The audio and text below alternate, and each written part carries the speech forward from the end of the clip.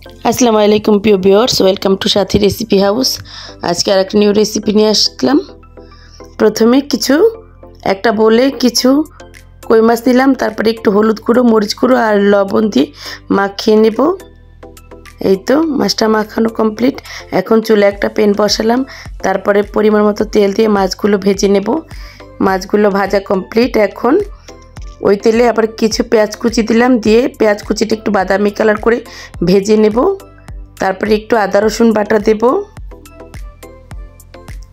তা আদা রসুন বাটাটা একটু ভালো করে ভেজে একটু মশলা দেব, হলুদ গুঁড়ো, মরিচ গুঁড়ো, ধনিয়া গুঁড়ো আর লবণ দিয়ে মশলাটা কষিয়ে নেব।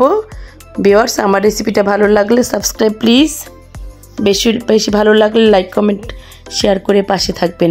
তারপরে আবার একটু পানি দিয়ে কষিয়ে, এই তো আবার ভালো করে কষিয়ে আবার আলু দিয়ে আবার একটু কষিয়ে নেব।